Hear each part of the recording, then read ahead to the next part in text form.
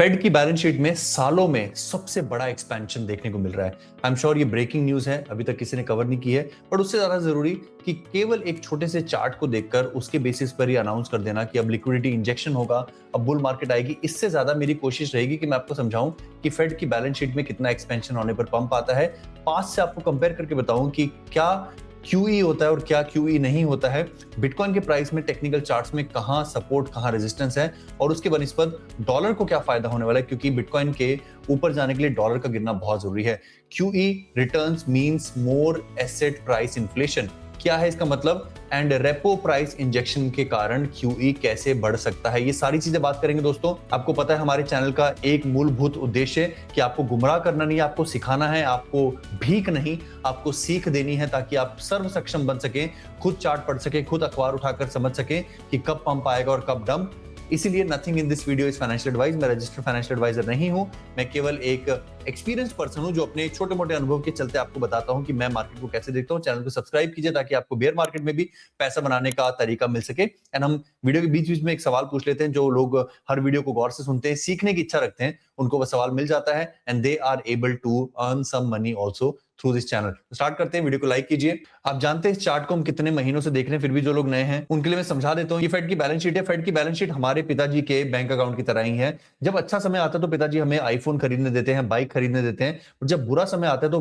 पिताजी हमारे खर्चों पर रोक लगा देते हैं, और जब बहुत बुरा समय आता है तो पिताजी को घर की चीजें भी बेचनी पड़ती हैं। ये वो समय है क्वांटिटेटिव टाइटनिंग का, जब फेड पिताजी को अपने घर की कुर्सियां मेज भी बेचने पड़ते हैं। और अगर हम थोड़ा सा जूम आउट करें, पिछले 15 सालों का खाका देखें, तो जब पिताजी ने चीजें खरीदनी शुरू की थी, यानी कि जब उन्होंने क्वांटिटेटिव ईजनिंग शुरू की थी, जब उन्होंने आईफोन और बाइकों पर खर्चे करने शुरू किए थे, ये क्रिप्टो की सबसे बड़ी बुल मार्केट बनकर आया था। और वहीं दुर्भाग्य से पिछले 2 साल में ये पहली क्रिप्टो की बुल मार्केट है सो कॉल्ड, जहां पर फेड एक्चुअली सेलिंग कर रहा था। यही मेरा अचंभा है कि इतनी भयंकर सेलिंग के बावजूद भी इतना बड़ा पंप बिटकॉइन 1,27,000 तक गया, तो गया कैसे। कॉन्टेक्स्ट के तौर पर 2020 की बुल मार्केट से पहले फेड की बैलेंस शीट में 3.5 ट्रिलियन 4 ट्रिलियन हुआ करते थे, और जब तक 2021 की बुल मार्केट अपने चरम तक गई, फेड के पास करीब 9 ट्रिलियन की बैलेंस शीट थी। तो यानी यहां पर फेड ने करीब करीब 6 ट्रिलियन डॉलर की खरीदारी की थी। और वहीं इस बुल मार्केट में 9 ट्रिलियन डॉलर की फेड की बैलेंस शीट घटकर 6.5 ट्रिलियन डॉलर तक गिरकर आ गई।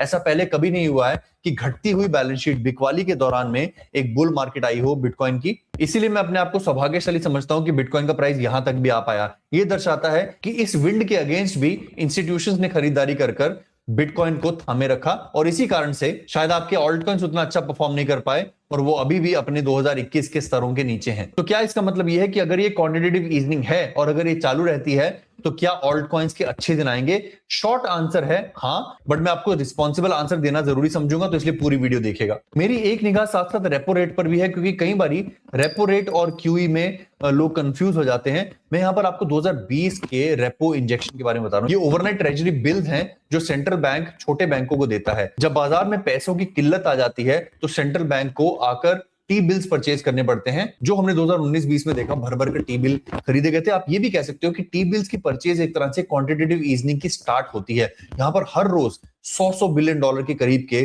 टी बिल खरीदे जाते थे। वहीं अगर आप जूम इन करके 2020-21 के बाद का आंकड़ा देखेंगे तो पूरे 2021, 22, 23, 24 में फेड ने ओवरनाइट रेपो इंजेक्शन किया ही नहीं।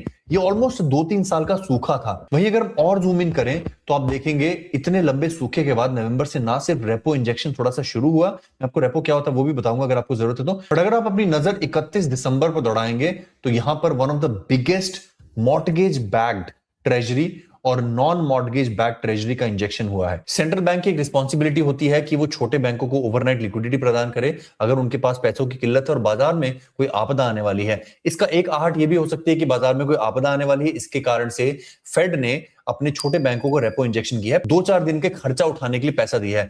फेड ने अभी खरीदारी शुरू नहीं की है, क्वांटिटेटिव ईजनिंग हो गई है हल्की हल्की शुरू, बट उतनी तेजी के दर से नहीं। कितनी होनी चाहिए, कितनी हो रही है, इसके लिए एक छोटी सी रिपोर्ट 60 सेकंड की जरूर देखिएगा। हमारी रिसर्च के मुताबिक पिछले कुछ हफ्तों में 3 बिलियन डॉलर से 24 बिलियन डॉलर की क्वांटिटेटिव ईजनिंग शुरू हुई है। This is other than the treasury bill purchase. और फेड की बैलेंस शीट अभी भी अगर आप देखोगे 6.5 ट्रिलियन डॉलर्स पर ही है। 6.53 ट्रिलियन से 6.58 ट्रिलियन हो गई है। ट्रिलियन को समझने के लिए इसको 1000 बिलियन मान के चलते हैं तो 6535 बिलियन बन चुके हैं। 6581 बिलियन यानी करीब करीब 50 बिलियन डॉलर की बाइंग दिसंबर के पूरे महीने में हुई है। वहीं अगर आप कोविड की तरफ नजर दौड़ाएं तो कोविड के दौरान या उसके पहले 4.2 ट्रिलियन की बैलेंस शीट थी, जो बढ़कर 8.9 ट्रिलियन हुई करीब 1.5 साल में। यानी कि करीब करीब एक साल में 50 हफ्ते होते हैं, यानी कि करीब करीब 1.5 साल में यानी कि 75 हफ्तों में फेड ने करीब करीब $5 ट्रिलियन ऐड किए। यानी मोटा मोटा हर हफ्ते $80 बिलियन की खरीदी हो रही थी। वहीं अगर हम दिसंबर की बात करें तो हर हफ्ते $15-20 बिलियन की खरीदी, और पूरे दिसंबर के महीने में करीब करीब $50 बिलियन की खरीदी।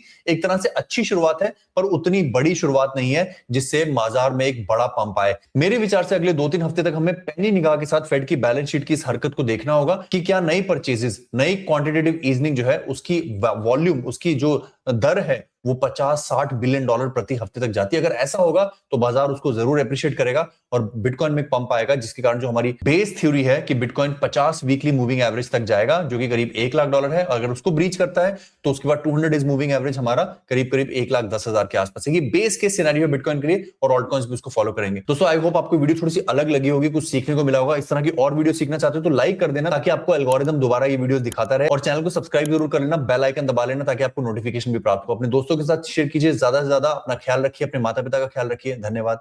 जय हिंद।